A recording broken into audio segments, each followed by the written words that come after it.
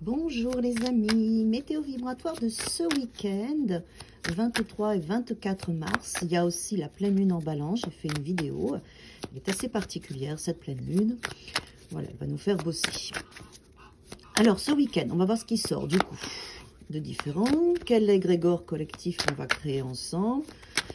Par quoi on va être touché, plus ou moins fortement, suivant nos ouvertures. Ok, ça résiste un petit peu. Bon, il y a la lune qui est là, on voit bien l'influence de la pleine lune.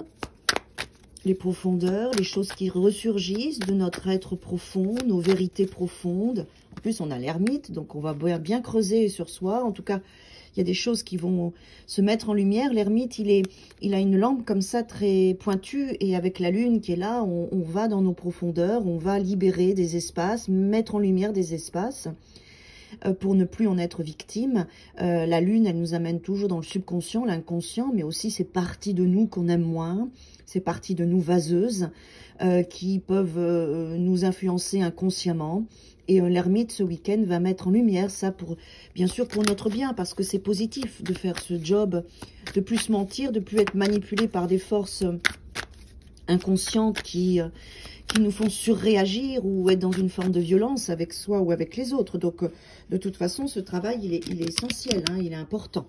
Là, en plus, on a le fou, donc un travail qui nous amène à nous renouveler, à démarrer un nouveau cycle, une nouvelle énergie, un nouveau chemin, à faire ce fameux saut de l'incarnation. Hein. Le fou, c'est je m'incarne dans les tarots, et après, on a le battleur et toutes les autres cartes, mais il y a d'abord l'incarnation, de se choisir avec tout ce qu'on est, et on voit bien que ce travail d'introspection nous amène aussi à nous aimer différemment et à faire ce saut ce week-end pour vivre cette nouvelle relation avec soi sans se cacher notre propre vérité, en réveillant des choses plus profondes mais qui seront nécessaires pour la suite de notre voyage. Waouh, super.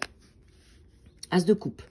Bon, ok, l'amour de soi, le démarrage émotionnel, en plus avec le fou, une nouvelle façon de s'aimer, de se parler. Je pense que ce travail d'introspection que la pleine lune nous amène met des choses en lumière, précises et pointues, et ça nous permet aussi de se positionner avec soi, avec les autres, et de nous donner cette fameuse coupe d'amour pour choisir ce qui est juste. En plus, vous voyez, on a les phases de lune en plus ici sur ce jeu de cartes qui correspond vraiment à ça. Est-ce que c'est un travail qui s'est fait en amont déjà, et là c'est la pleine lune dimanche? Est-ce qu'il y a eu déjà un cycle pour se donner cette coupe, pour aller dans ce renouveau? Regardez cet œil, moi il me fait penser aussi à l'ermite qui va regarder les détails de notre être profond, des profondeurs des relations, des profondeurs des autres, où on voit des choses, où on se rend compte de qui on est. La lune, c'est pas toujours très agréable, hein. Souvent elle fait remonter des choses qu'on se cache à soi-même et qui nous auto-influence sans qu'on en ait conscience. Mais il faut s'en libérer justement pour reprendre son pouvoir. Cette coupe, c'est ça, je reprends mon pouvoir personnel parce que j'ai observé minutieusement ces difficultés avec moi, mes profondeurs, mes angoisses, mon stress, mes agressivités, ma violence, ma jalousie, tout ce qui est toxique. Je prends conscience de ça et je commence un nouveau cycle en me donnant cette coupe, en m'aimant et en aimant aussi ces parties de moi pour pouvoir les canaliser, en faire une ressource et ne plus en être victime. Moi, ça me fait penser à ça. Ouais. Alors, suite à ça, il y a quelque chose qui va se figer dans une communication, dans une relation. Il y a un peu d'agressivité qui va ressortir. C'est possible que c'est ça qui ressorte. Une agressivité, une pensée jeune, immature, parce que le page, c'est ça.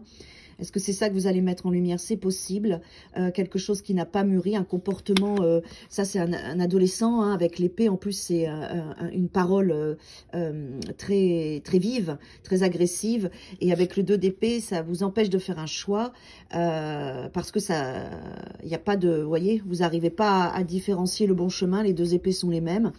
Et comme vous êtes dans la confusion et le doute, c'est le 2 d'épée, et ben ça se fige, la situation se fige. Alors, je vais juste voir ce qui se passe. Ouais, bon, ça c'est bien. On va rester là-dessus. Sur un autre jeu, ce qui va vous amener dans l'avenir, de toute façon, cette situation va vous amener sur un 10 de pentacle, qui est une carte extrêmement positive dans la notion de richesse de soi, de sécurité, de famille, de cadre, voilà. Donc tout ça, sachez que tout ce travail, je vais éternuer, j'ai mis de l'encens, pardon, je libère aussi. C'est pour que vous puissiez être en sécurité avec vous, avec vos comportements, avec vos émotions, en sécurité dans vos choix, dans vos décisions dans la matière, en sécurité dans vos liens. Vous voyez, c'est quand même très harmonieux. La richesse, la famille, la maison, le couple, les enfants, voilà. Donc tout ça, c'est pour la bonne cause, mes amis. Très bon week-end à tous et à toutes.